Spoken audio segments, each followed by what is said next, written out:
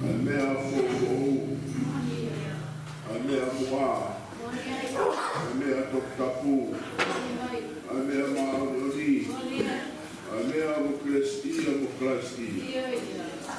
noni e mawhunonga whare, meitai pitani. Ai Malanga, ai Faifekau, ai Whatapui, Marosia no sana. Wako siso Christ ko alo ako maufomu. Amen. Wangiao to kumata afri. Ya langi bakana itatau. Na foto ki ai roi la fao. Denga ko sita be. Iki e fao. Ki mo tena e to kau.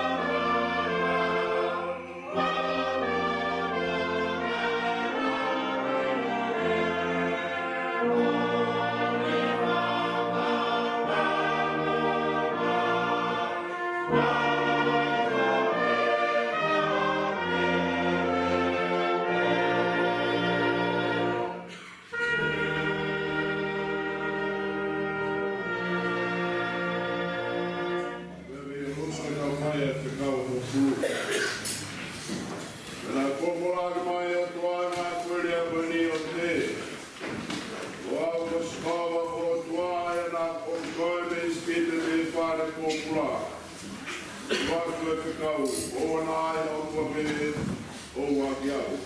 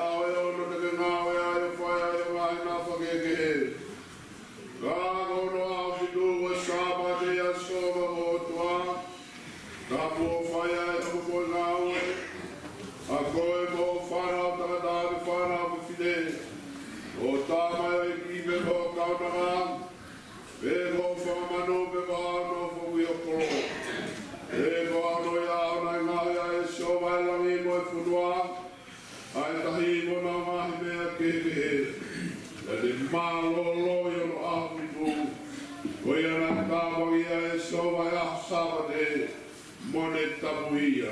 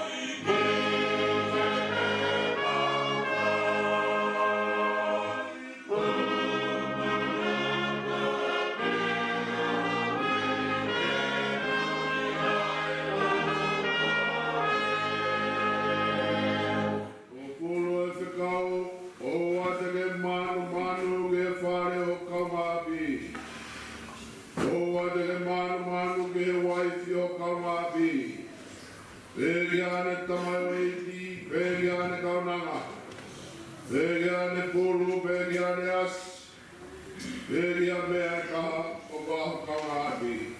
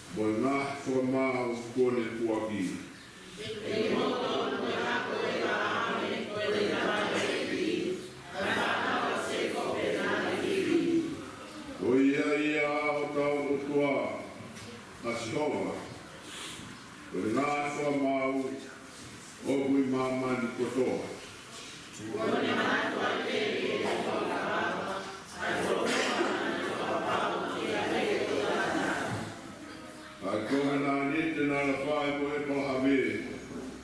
Mo e mea nā le kua kawa i a aisate. Te whakapapa kia te kope te kutuni, mo te whakapapa na mai se. E le pehe, te watu mo hou a kena nina. Mo e laine ia koko utofia. Mo toka ngai, e ngahu wao, Hallelujah. Amen.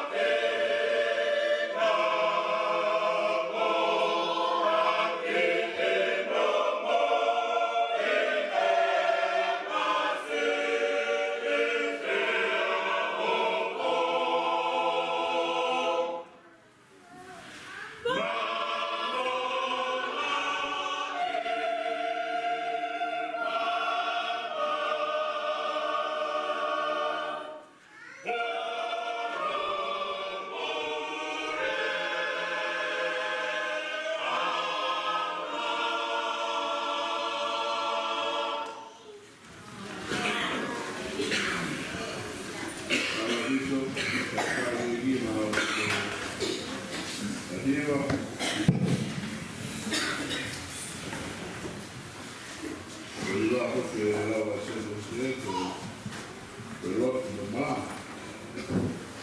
Lalu tau hiwai, tau loki o tua, na tau Malanga ati o kusturi. O malo kaibaka, malo kusturi, malo kalau mari tu. Mai hiwa wani koe kuranga o hewa ni koe taipei o kōkora ai o kō. Maa biku kuranga ka maa ai hon. Ki tōra wani koe mai mari koe kato tau naka kumia. Ikseri koe kai rumaa walo mahesa. Yo ku maome mo vesi koe tolu kuru mahiwa. Logo mai varo, e suano, e tolu ku mahiwa. Kai e besi, ua mea mahiwa, o e koha o ko. Kai a bea ruki, pe e foki.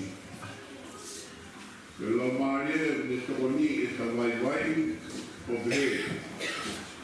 O i kai e ka ino pe me hāne ka lotua, e hoa e ka whaina ka a. Kāwe lau maria ku te hupe kina eia a taua. Aki ai ngā tope o mikai whakawakatanga. Ka koe au ku ne hakuri ai loto me mea i ai mea o whenga di ai lau maria. Koe hui o whai i funga o tinamala o kotua e ne hupe kina ai kakai lotu. Kai o maa o tawilo, i longa e kakai e ofa ki o tua o whenau aki a ngā mea o tua me maa anau rele.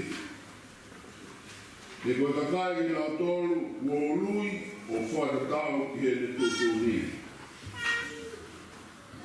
Te koe ngā tolu nā ne toka mea i, nā ne toka tutu ni whoki ki ngā posia i mis o alo. Koe hui te te tau kete, ia te hina tolaki.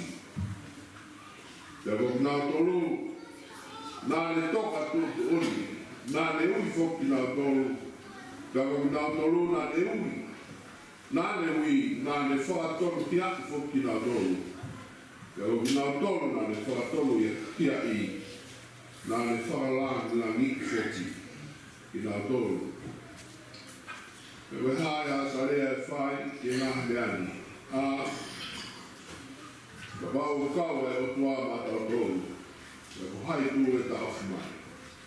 Seuke, Paula e kai mamae e ki, e hele a whio, mi hono alo mo ni. Ka tuwange inga, te pekia, ko hiko tau tolu fupe. Ia whewhe ai hane mamae, e whaki mai moina ai mea kotoa mea. O ai te tātala ki e ka kai mo whiri e o tua. Ai o tua kua, haia o kone whakatoru pia i ki tau toru, ko haia e whakahala ia. A klais kua, haia nāne pekia mā tau toru, kai o māre toi tuu, haia o kone he nima tō matau e o tua, ai foki o le kuwe kina ki tau toru, ko hai tu hataha, le le motuhi ki tau toru me ofu a karaisi. A mamahi, a whaingatao, a whakatama, a honge, a takabe, a tūtamaki, a hereka, o Ange me lawa e ka bu os yato ai a ho. O fai ko mau tama te igo koe. Na e lau ki mau tolu ko wha sipe tama te. I kai. Kai e ngā neani ko toa be. O tau i kuna no me ia te ia. Nere o wha i tau tolu. Se o ke. Ko te tue kai lawa e he pateme ko e ko ui. Pe kua kau angelo, pe kua kau kure, pe kua ngahi mea ku lolo tongani, pe kua ngahi mea ka hoko mai, pe kua ngahi maloki, Peko maulunga, peko haloloto, peko mea tahe natura. Kaide de lava te potuhi tau tolu. Ofa ai o tua. Ai a via kaisi su. O tau iki. Amen. Agora vai marido ali depois de tá falando que lá o foro para ali e ele tá ali o inverno tá falando o lá vem que é para fogo vem lá a maioria me tá o nas para e coloca já malo Romans chapter 8 verse 26 to 39. Romans chapter 8 verse 26 to 39. So it writes, likewise, the Spirit helps us in our weakness, for we do not know how to pray as we ought. But that very Spirit intercedes with sighs too deep for words. And God, who searches the heart, knows what is the mind of the Spirit, because the Spirit intercedes for the saints according to the will of God. We know that all things work together for good, for those who love God, who are called according to his purpose. For those whom he foreknew, he also predestined to be conformed to the image of his Son, in order that he might be the firstborn within a large family. And those whom he predestined, he also called, and those whom he called, he also justified. And those whom he justified, he also gloried. When then are we to say about these things? If God is for us, who is against us? He who did not withhold his own Son, but gave him up for all of us, will he not with him also give us everything else? Who will bring any charge against God's elect? It is God who justifies. Who is to condemn? It is Christ Jesus who died, yes, who was raised, who is at the right hand of God, who indeed intercedes for us. Who will separate us from the love of Christ? Will hardship, or distress, or persecution, or famine, or nakedness, or peril, or sword, as it is written, for your sake we are being killed all day long. We are accounted as sheep to be slaughtered. No, in all these things we are more than conquerors through him who loves us. For I am convicted that neither death or life, nor angels, nor rulers, nor things present, nor things to come, nor powers, nor height, nor depth, nor anything in all creation will be able to separate us from the love of God in Christ Jesus our Lord. Amen.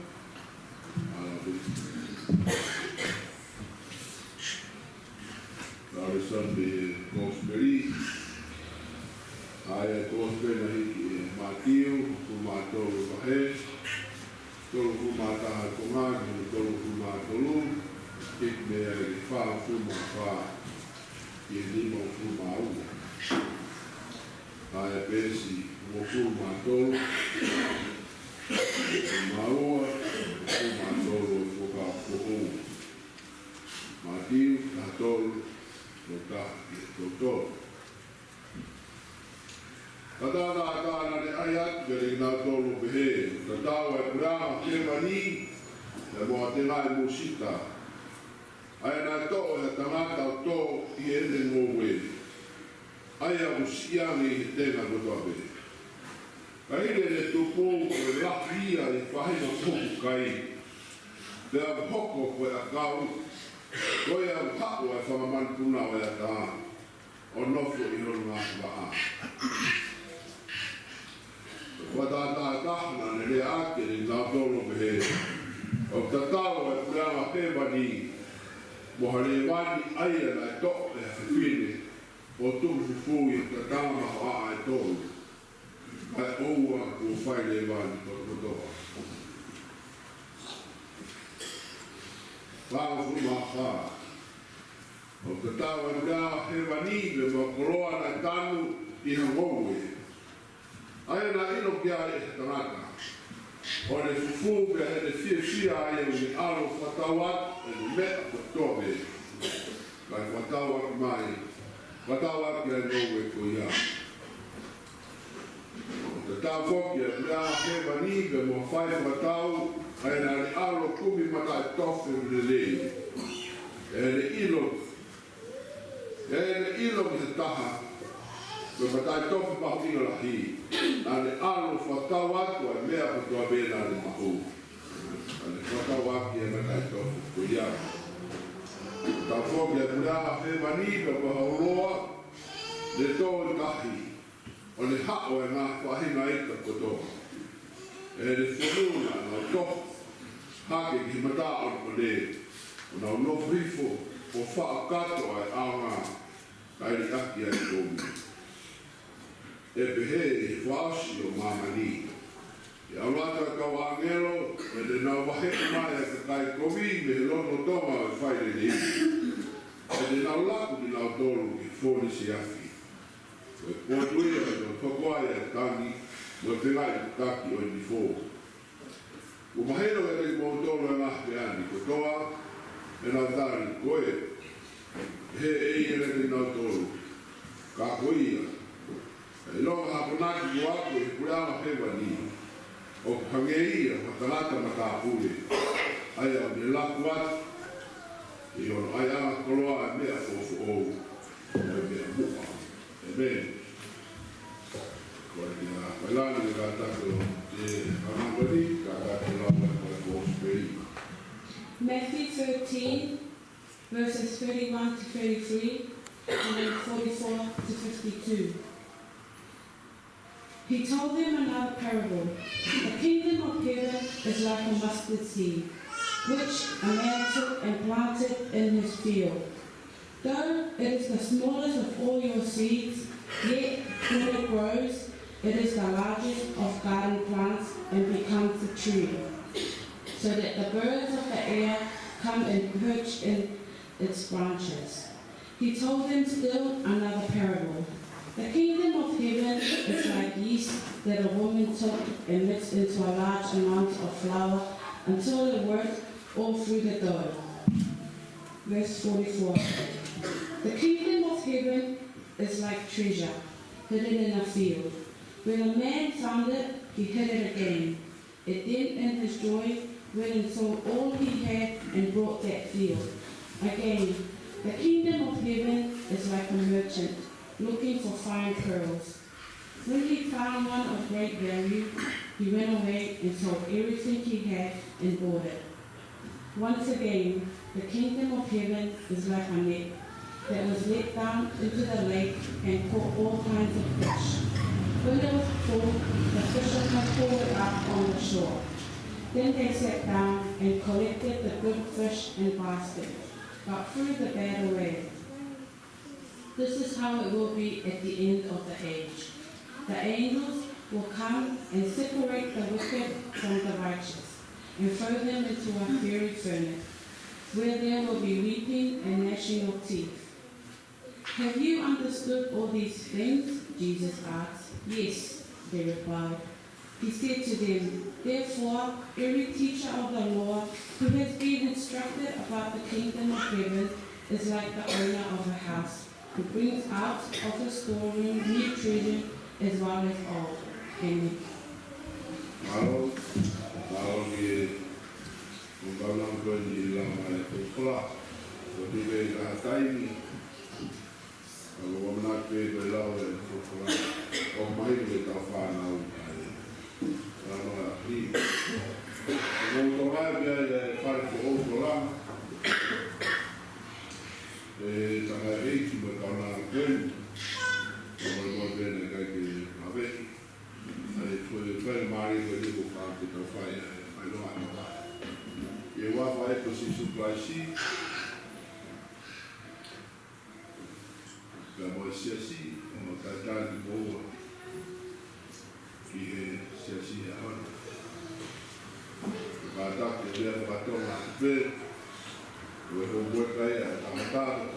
we knew we saw him next night. And then I thought we were there to love it with the move. More, I did. And we had been there, we had to eat. And they were my daughter to go to the that we thought about Paula. So we had waiting for Latu. We were telling no answer.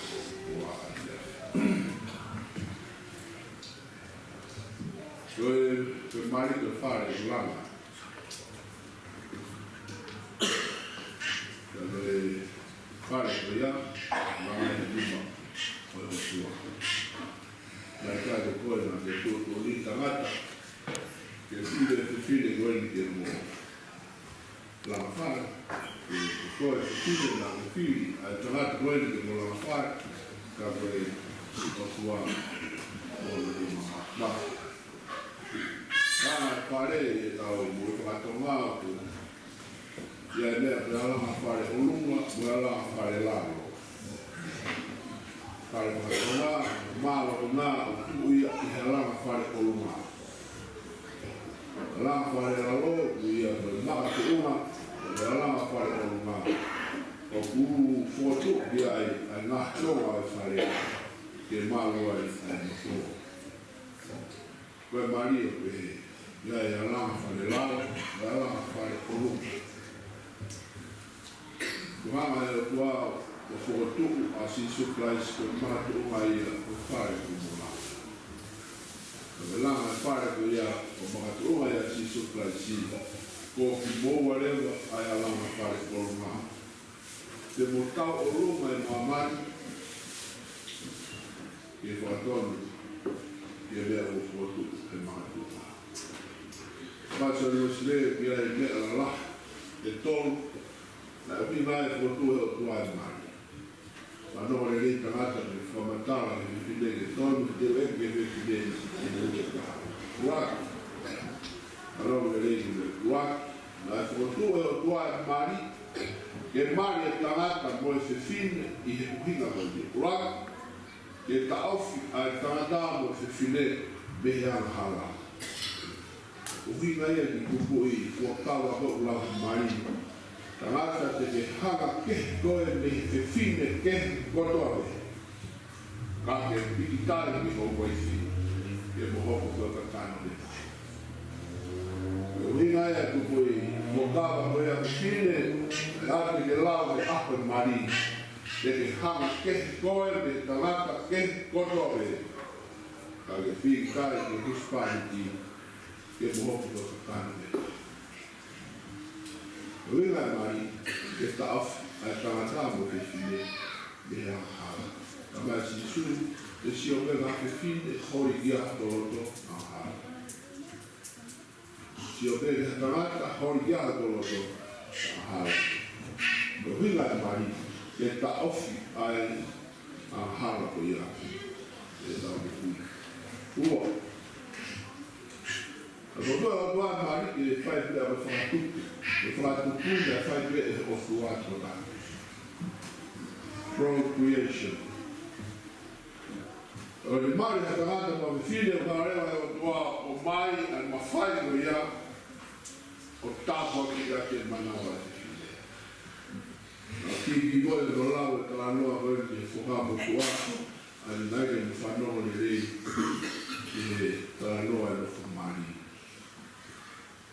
Mawhai te o kau e tāpui ha manau, o me mawhai e tāpui. O ngā o mari ke whakatup o whakatau ki e tōtō lea tua. O ka ke lawa mea koea he mea koe taha.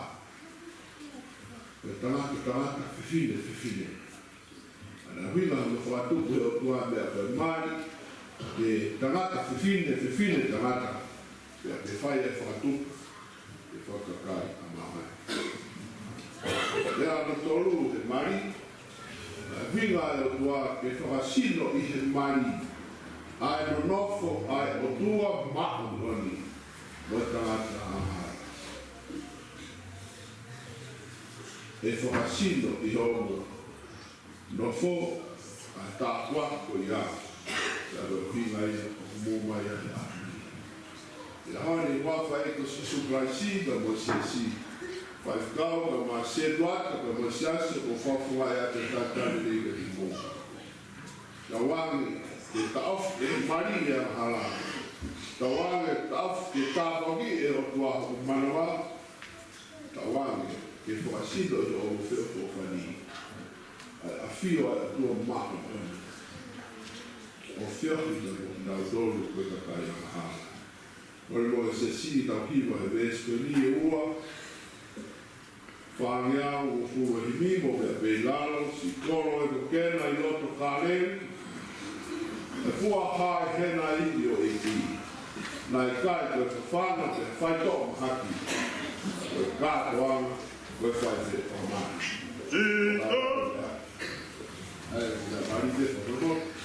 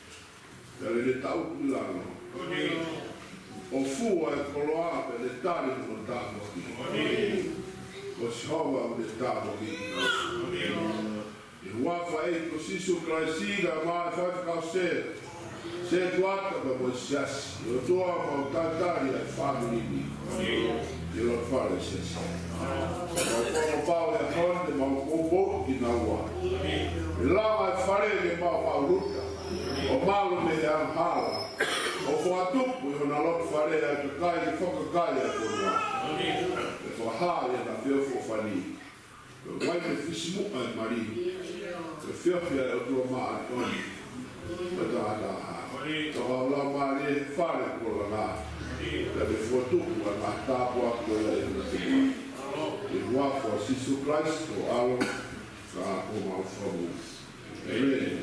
Ada boleh malu. Kalau hari ini buat kita tahu tanah farau. Tanah ini bos fai tu fai hen, orang itu tanah fai tanah ini. Itu betul betul kalau fai di laut kalau mari, ambil fai di tanah ini. Lalu kabel aku tanah ini, waki. Gero me tapwa ini mau tapai di at di koe, etai di koe, itu. Kalau fai itu kan furu, kita ada motor. Apa kio tamai mo fai. Rai lo aho. Puri ya mo furu. Kalau kita mo furu, apa tamai mo fai. Rai lo aho. Kalau ai mo fai, mau mo fai di bawah ni fai. I fai a peta noa pa ko wha, ke osi ta noa ni, ke mana tu, ko ke wha pa ko ta mai. Kai koe mati ai, te ate tāpua ki ai noa. O noa ki ai, ko apere ke whakakau, a pau ke ako te tāpu, ke mahi ka waka ki tohi koe, ke tara noa wena ko whai a Pare kai te mak o tara noa koe a o amanak te kai te tuk mahi no kai te koe. Tara noa. Tā. E tu via whara se kope. Iga re ti ma. Ia. Tu via? Tu via?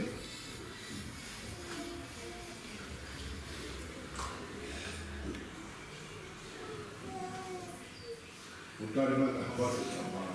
Ia. Tidak ada kau.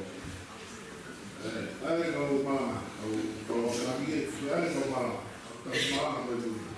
Itu mana tu?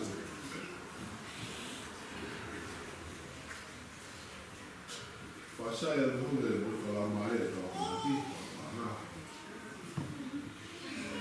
Iya, iya.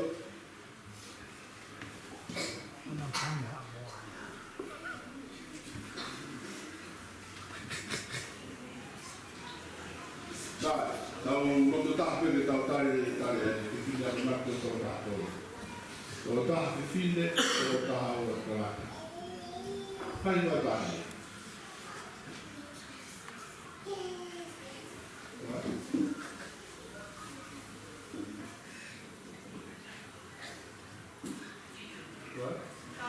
Taina.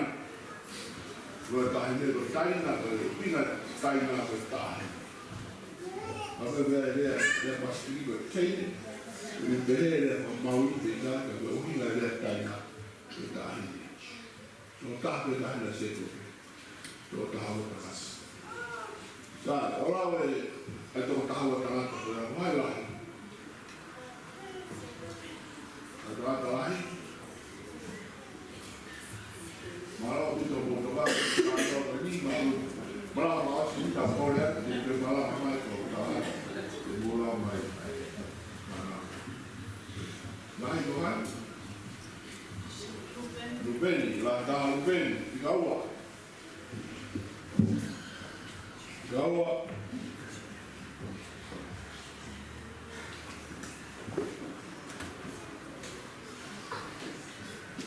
Kata kita maha benda, Australia dah.